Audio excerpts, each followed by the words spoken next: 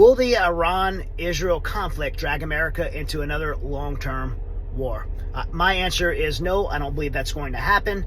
I'll give you several reasons why. But first, I want to say this.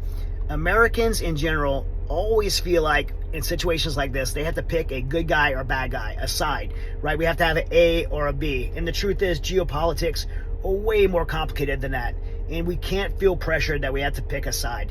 You could actually take this position, it's mine.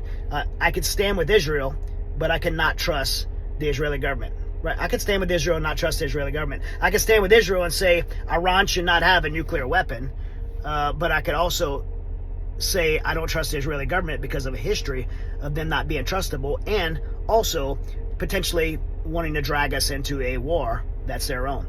And I think the good news is, and why I don't think we'll end up in a war, is because President Trump has taken this exact position. He stands with Israel, saying Iran should not have a nuclear weapon because they have shouted death to America. They've attacked American troops by proxy.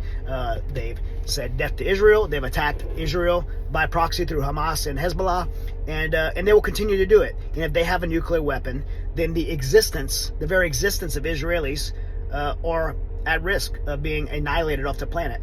And America's at risk. So we should stand with Israel, as President Trump is doing, to say Iran cannot have a nuclear weapon. However, does President Trump trust the Israeli government and Netanyahu to not drag us into war? I don't think he does, and I think he's smarter than that.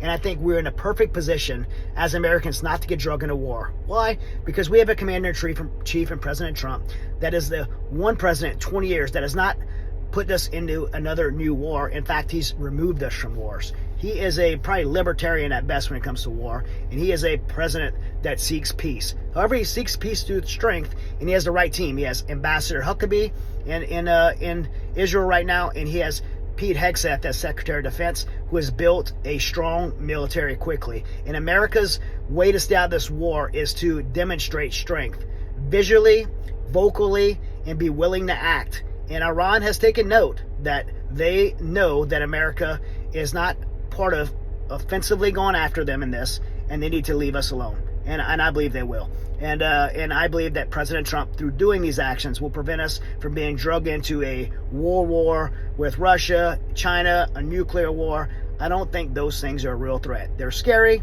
of course. Everyone should be worried about that, but I don't think they're a real threat.